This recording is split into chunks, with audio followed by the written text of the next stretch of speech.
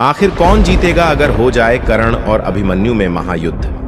दोस्तों, अभिमन्यु को आज हर कोई जानता है क्योंकि वह एकमात्र ऐसे योद्धा थे जो कि बहुत ही छोटी सी आयु में ही वीर गति को प्राप्त हो गए थे और जिन्होंने अकेले 7 योद्धाओं के साथ युद्ध किया था। वहीं दूसरी ओर अगर हम बात करें दानवीर कर्ण की, तो वह भी एक महान योद्धा थे क्योंकि उन्होंने पूरे युद्ध में एक भी दिव्यास्त्र का इस्तेमाल नहीं किया था। तो आखिर क्या होगा अगर इन दोनों योद्धा को आपस में लड़ाया जाए, तो इनमें से किसकी शक्ति अधिक प्रबल होगी? तो चलिए जानते हैं इस वीडियो के माध्यम से। लेकिन उससे पहले अगर आप भी श्री कृष्ण के सच्चे भक्त हैं तो चैनल को सब्सक्राइब और वीडियो को लाइक करें। दोस्तों, सबसे पहले जानते हैं इन दोनों योद्धाओं की शक्ति और रहस्य के बारे में, जिससे हम आसानी से पता लगा सकते हैं कि कौन है इनमें सर्वश्रेष्ठ योद्धा। दोस्तों, अर्जुन और सुभद्रा के पुत्र अभिमन्यु के बारे में सभी जानते हैं कि वे किस तरह चक्रव्यूह में फंसकर मारे गए थे। दोस्तों, अभिमन्यु का बचपन अपने मामा श्री कृष्ण की द्वारका में ही बीता। वहीं उन्होंने अस्त्र शस्त्र की दिशा ग्रहण की। वहां श्री कृष्ण उनसे कहते थे कि तुम्हें भविष्य में बहुत महत्वपूर्ण भूमिका निभानी है। महाभारत के युद्ध में अभिमन्यु सबसे कम उम्र का योद्धा था। अभिमन्यु ने अपनी मां सुभद्रा की कोख में रहकर ही संपूर्ण युद्ध विद्या सीख ली थी। माता के गर्भ में रहकर ही उसने चक्रव्यूह को भेदना सीखा था, लेकिन वह चक्रव्यूह को तोड़ना इसलिए सीख नहीं पाया क्योंकि जब इसकी शिक्षा दी जा रही थी तब उसकी मां सो गई थी। अभिमन्यु का विवाह महाराज विराट की पुत्री उत्तरा से हुआ। उत्तरा को बृहनलाह बने अर्जुन ने नृत्य और गान की शिक्षा दी थी अपने अज्ञातवास के दौरान। अभिमन्यु के पुत्र परीक्षित, जिसका जन्म अभिमन्यु के मृत्युपरांत हुआ, कुरु वंश के एकमात्र जीवित सदस्य पुरुष थे, ऐसा कहते हैं। लेकिन यह कितना सही है, यह एक रहस्य है। भगवान श्री कृष्ण की नीति से अभिमन्यु को चक्रव्यूह को भेदने का आदेश दिया गया, यह जानते हुए भी कि अभिमन्यु चक्रव्यूह भेदना तो जानते हैं लेकिन उससे बाहर निकलना नहीं जानते। अभिमन्यु के चक्रव्यूह में जाने के बाद उन्हें चारों ओर से घेर लिया गया। घेर कर उनकी जयद्रथ सहित 7 योद्धाओं द्वारा निर्मम तरीके से हत्या कर दी गई, जो कि युद्ध के नियमों के विरुद्ध था।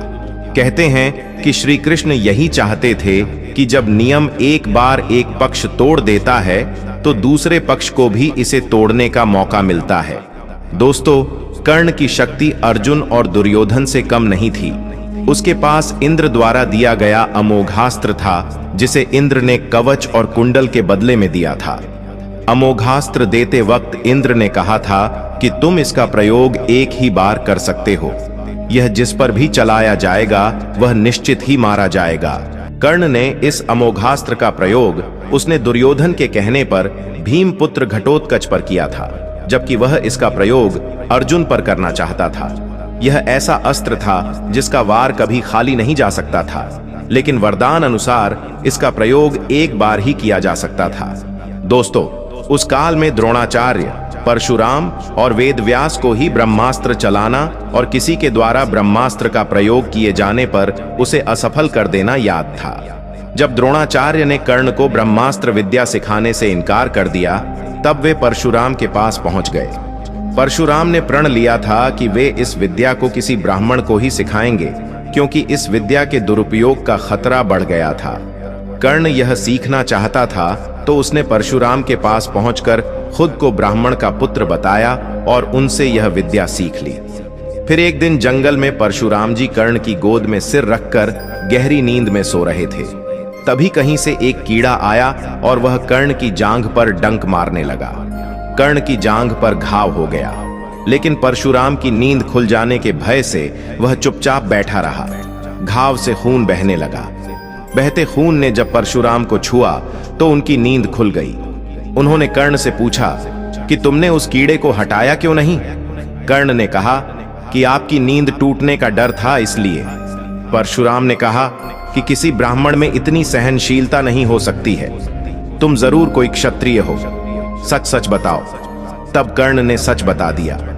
क्रोधित परशुराम ने कर्ण को उसी समय शाप दिया कि तुमने मुझसे जो भी विद्या सीखी है वह झूठ बोलकर सीखी है, इसलिए जब भी तुम्हें इस विद्या की सबसे ज्यादा आवश्यकता होगी तभी तुम इसे भूल जाओगे, कोई भी दिव्यास्त्र का उपयोग नहीं कर पाओगे। हुआ भी यही कि कर्ण को जब ब्रह्मास्त्र की जरूरत महसूस हुई तब वे यह विद्या भूल गए। दोस्तों, हालांकि यह कथा मान्यता पर आधारित है। कहते हैं कि द्रौपदी को महारथी कर्ण से प्रेम था और कर्ण को भी द्रौपदी पसंद थी। स्वयंवर में कर्ण भी गए थे। राजा द्रुपद का भीष्म से विरोध था और कर्ण भीष्म के पक्ष में थे। राजा द्रुपद ने द्रौपदी को पहले ही बता दिया था कि कर्ण एक सूत पुत्र है और यदि तुमने उन्हें पसंद किया तो जीवन भर तुम्हें एक दास की पत्नी के रूप में पहचाना जाएगा। स्वयंवर में निराश द्रौपदी ने एक कठिन निर्णय लेते हुए भरी सभा में कर्ण को एक सूत पुत्र कहकर अपमानित किया था। फिर भी चीरहरण के दौरान द्रौपदी को कर्ण से उम्मीद थी, लेकिन कर्ण ने अपने अपमान को याद कर वहां द्रौपदी की कोई सहायता नहीं की। बाद में जब भीष्म पितामह मृत्युशैया पर लेटे थे तब कर्ण ने उनसे कहा कि वे द्रौपदी को चाहते थे। यह बात द्रौपदी ने भी सुनी और पहली बार द्रौपदी को भी पता चला कि कर्ण भी मुझे प्रेम करते हैं। दोस्तों, कर्ण दान करने के लिए काफी प्रसिद्ध था। कहते हैं कि कर्ण जब युद्ध क्षेत्र में आखिरी सांस ले रहा था तो भगवान कृष्ण ने उसकी दानशीलता की परीक्षा लेनी चाहिए। वे गरीब ब्राह्मण बनकर कर्ण के पास गए और कहा कि तुम्हारे बारे में काफी सुना है और तुमसे मुझे अभी कुछ उपहार चाहिए। कर्ण ने उत्तर में कहा कि आप जो भी चाहें मांग लें। ब्राह्मण ने सोना मांगा। कर्ण ने कहा कि सोना तो उसके दांत में है और आप इसे ले सकते हैं। ब्राह्मण ने जवाब दिया कि मैं इतना कायर नहीं हूं कि तुम्हारे दांत तोड़ूं। कर्ण ने तब एक पत्थर उठाया और अपने दांत तोड़ लिए। ब्राह्मण ने इसे भी लेने से इनकार करते हुए कहा कि खून से सना हुआ यह सोना वह नहीं ले सकता। कर्ण ने इसके बाद एक बाण उठाया और आसमान की तरफ चलाया। इसके बाद बारिश होने लगी और दांत धुल गया। दोस्तों, प्रारंभ में यही सोचा गया था कि अभिमन्यु व्यूह को तोड़ेगा और उसके साथ अन्य योद्धा भी उसके पीछे से चक्रव्यूह में अंदर घुस जाएंगे। लेकिन जैसे ही अभिमन्यु घुसा और व्यूह फिर से बदला और पहली कतार पहले से ज्यादा मजबूत हो गई तो पीछे के योद्धा भीम, सात्यकी, नकुल, सहदेव कोई भी अंदर घुस ही नहीं पाए।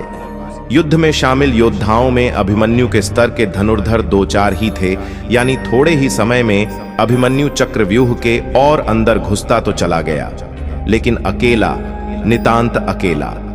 उसके पीछे कोई नहीं आया।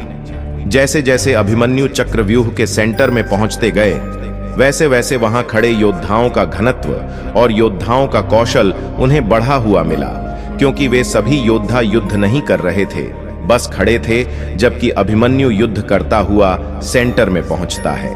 वे जहां युद्ध और व्यूह रचना तोड़ने के कारण मानसिक और शारीरिक रूप से थके हुए थे, वहीं कौरव पक्ष के योद्धा तरोताजा थे। ऐसे में अभिमन्यु के पास चक्रव्यूह से निकलने का ज्ञान होता तो वे बच जाते, या उनके पीछे अन्य योद्धा भी उनका साथ देने के लिए आते तो भी वे बच जाते, लेकिन थकान के कारण वे अधिक जोश और होश से लड़ नहीं पाए। दोस्तों, अर्जुन पुत्र अभिमन्यु चक्रव्यूह भेदने के लिए उसमें घुस गया। चक्रव्यूह में प्रवेश करने के बाद अभिमन्यु ने कुशलता पूर्वक चक्रव्यूह के 6 चरण भेद लिए। इस दौरान अभिमन्यु द्वारा दुर्योधन के पुत्र लक्ष्मण का वध किया गया। अपने पुत्र को मृत देख दुर्योधन के क्रोध की कोई सीमा न रही। तब कौरवों ने युद्ध के सारे नियम ताक में रख दिए। 6 चरण पार करने के बाद अभिमन्यु जैसे ही 7वें और आखिरी चरण पर पहुंचे तो उसे दुर्योधन, जयद्रथ आदि 7 महारथियों ने घेर लिया। अभिमन्यु फिर भी साहस पूर्वक उनसे लड़ते रहे। 7 ने मिलकर अभिमन्यु के रथ के घोड़ों को मार दिया। फिर भी अपनी रक्षा करने के लिए अभिमन्यु ने अपने रथ के पहिए को अपने ऊपर रक्षा कवच बनाते हुए रख लिया और दाएं हाथ से तलवारबाजी करता रहा। कुछ देर बाद अभिमन्यु की तलवार टूट गई और रथ का पहिया भी चकनाचूर हो गया। अब अभिमन्यु निहत्था था। युद्ध के नियम के तहत निहत्थे पर वार नहीं करना था, किंतु तभी जयद्रथ ने पीछे से निहत्थे अभिमन्यु पर जोरदार तलवार का प्रहार किया। इसके बाद एक 7 योद्धाओं ने उस पर वार कर दिए। अभिमन्यु वहां वीर गति को प्राप्त हो गया। अभिमन्यु की मृत्यु का समाचार जब अर्जुन को मिला तो वे बेहद क्रोधित हो उठे और अपने पुत्र की मृत्यु के लिए शत्रुओं का सर्वनाश करने का फैसला किया। सबसे पहले उन्होंने कल की संध्या का सूर्य ढलने के पूर्व जयद्रथ को मारने की शपथ ली। दोस्तों, इन सभी बातों से हमें यह पता चलता है कि अभिमन्यु एक महान योद्धा थे, क्योंकि जब उनकी मृत्यु का समय निकट आया तब कर्ण ने भी यह मान लिया था कि संसार में अर्जुन और कर्ण के अलावा अभिमन्यु ही एक महान योद्धा है और महाशक्तिशाली योद्धा है। तो दोस्तों, इसी के साथ धन्यवाद, मिलते हैं अपनी अगली वीडियो में।